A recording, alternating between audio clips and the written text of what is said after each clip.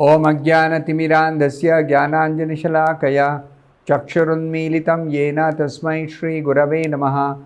Nama Om Vishnupadaya Krishna Presthaya Bhutale Srimate Bhaktivedanta Swamin Niti Namine Namaste Saraswate Deve Gauravani Pracharine Nirvishesha Shunyavadi Paschatya Deshatarine Jaya Shri Krishna Chaitanya Prabhu Nityananda Shri Advaita Gadadhara Srivasadi Gaura Bhakta Vrinda Hare Krishna Krishna Krishna Hare Hare Hare Rama Rama Rama Hare Hare Om Namo Bhagavate Vasudevaya Narayanam Namaskritya Naram Chaiva Narottamam Devim Saraswatim Vyasam Tato Jayam Mudirayet.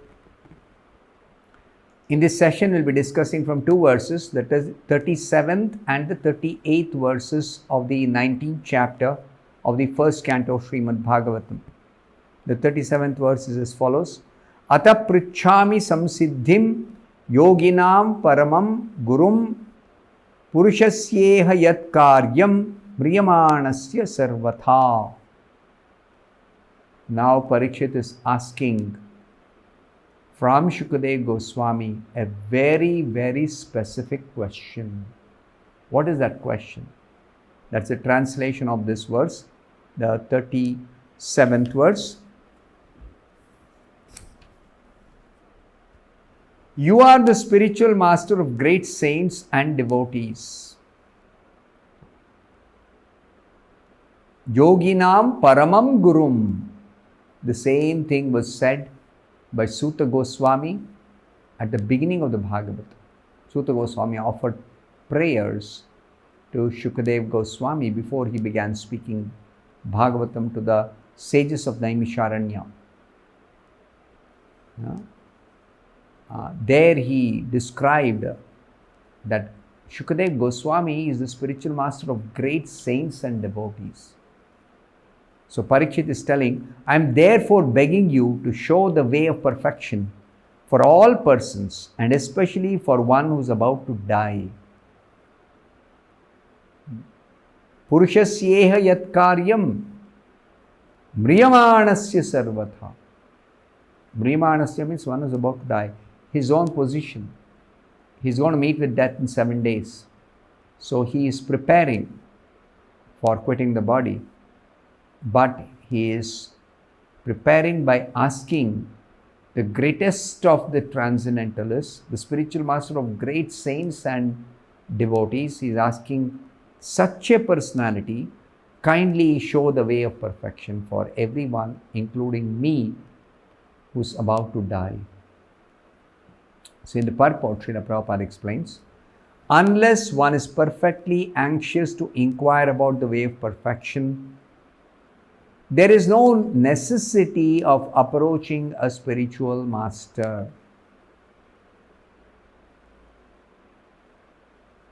That means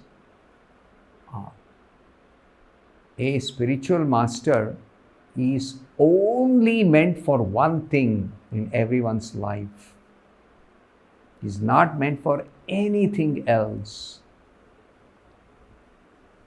He is meant for showing the path of perfection for everyone in this material world who is entangled in the material existence. Because that is Krishna's mission in this material world. That is what Krishna wants. Why this creation? Actually, there is no need for Krishna to create, because there is a whole spiritual world, perfect, complete, full of transcendental bliss, full of transcendental knowledge, full of everything required for our perfect existence.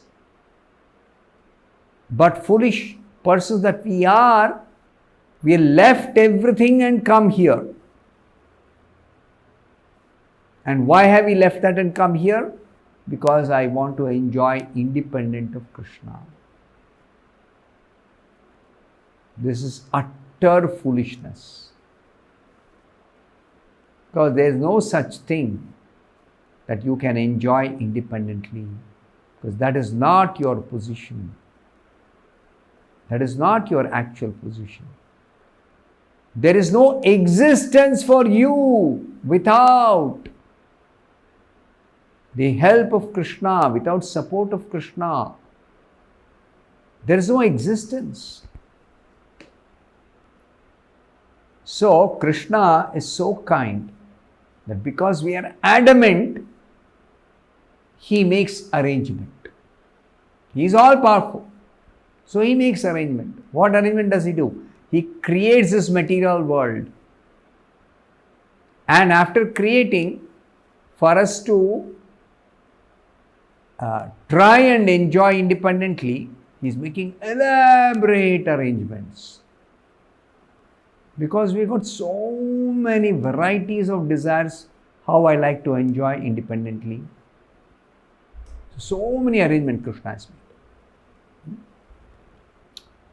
So, to get us out of this madness, trying to enjoy in so many different ways, unsuccessfully, Krishna is actually also making arrangement to help us to get out of this madness. So, Krishna Himself comes for that purpose, to extricate us, to get us out of this entanglement, and He sends us bona fide spiritual masters, the pure devotees, for the same purpose that He comes. He also sends them from His personal abode. So Prabhupada says, a spiritual master is not a kind of decoration for a householder. Some people, for a fashion, they say, Hamare bhi guru hain. I have got a guru. And what for you have got a guru? Oh, he gives me blessings by which I will be materially very, very happy. This is not what a guru is meant for material happiness. Material happiness, there are millions of ways, concocted ways, illusory ways. Spiritual master is not meant for that. So Prabhupada says, generally a fashionable materialist engages a so-called spiritual master without any profit. Any profit means without any real benefit, spiritual benefit. The pseudo-spiritual master flatters the so-called disciple, and therefore both the master and his ward, that is the disciple, go to hell without a doubt.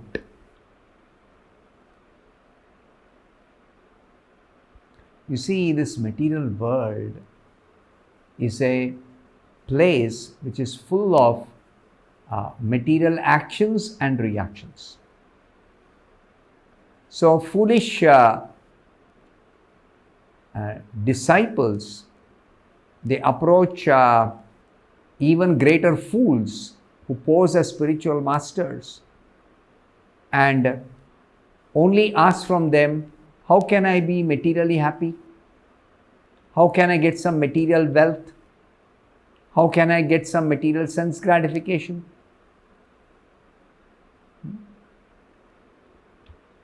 And the foolish spiritual masters, so-called spiritual masters, they also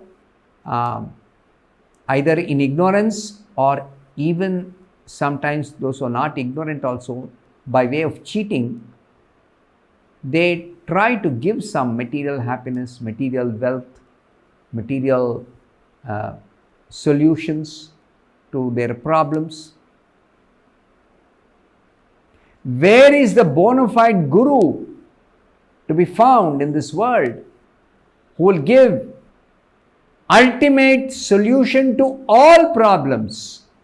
Such spiritual masters are very, very rare in this material world. Please understand this point. So, Prabhupada says about Parikshit Maharaj, Maharaj Parikshit is the right type of disciple because he puts forward questions vital to the interest of all men, particularly for the dying man. Parikshit's questions are very, very, very vital.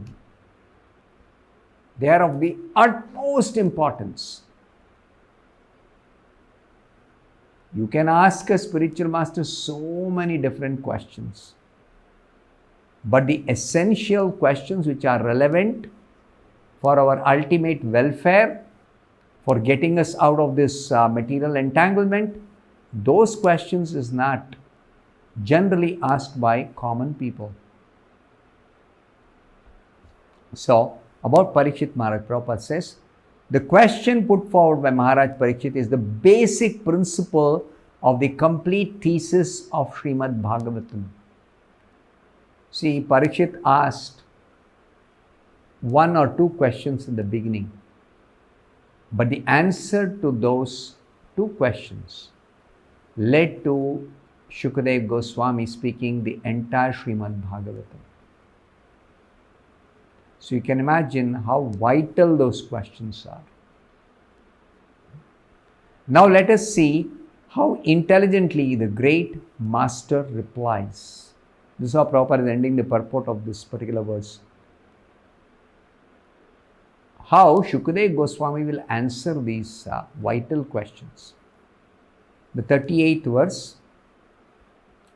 Yat shrotavyam atho japyam yat kartavyam nribhi prabho smartavyam bhajaniyam va bruhi yadva viparyayam. Very intelligent question asked by Parikshit Maharaj to Shukadeva Goswami. Already he has asked in the previous verse, what question has he asked? Kindly show the way of perfection. Now he is asking, what is he asking now in this 38th verse? The translation is, please let me know what a man should hear, yet shrotavyam, what he should chant,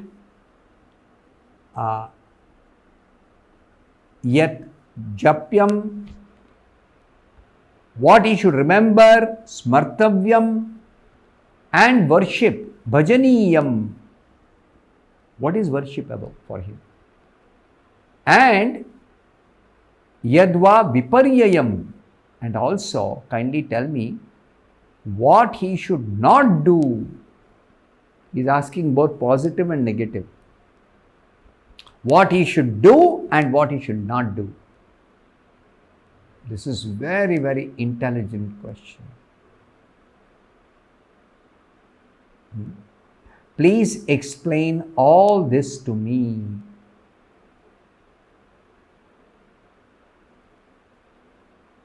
So, we should understand Parikshit is the most intelligent king of his time. So he is asking, of course he is asking about his own welfare, but he is also asking about the others' welfare. He is also asking about others' welfare. So it's very important that we should know, for achieving the ultimate perfection, specifically what we should do and also what we should not do. That's why in the Vedas, there are so many instructions, but they all can be broadly classified into two different set of instructions. What is to be done and what is not to be done. Vidhi Nishedha. This is explained elsewhere by Srila Prabhupada. All the Vedic injunctions can be classified in two headings. Vidhi means what you should do, and Nishedha means what you should not do. And in the Bhagavatam, it is said, among all these different instructions, the most important positive injunction that you must do is always remember Krishna. What is the most important positive injunction of the Vedas? Always remember Krishna. And what is the most important negative injunction? Never forget Krishna. This is very interesting. Both are the same. Both are the same, no? Always remember Krishna means never forget Krishna.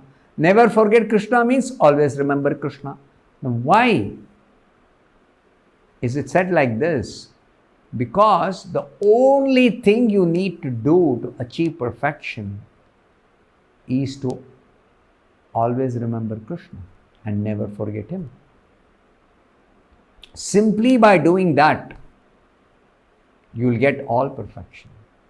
Now, how to do it, that's another matter. But this is the injunction, the most important injunction. So, if somebody is not able to directly take up this, always remembering Krishna, then there are other methods by which they are brought to that point. And that is the entirety of the Vedic literature. I'll stop here. Thank you very much. Hare Krishna.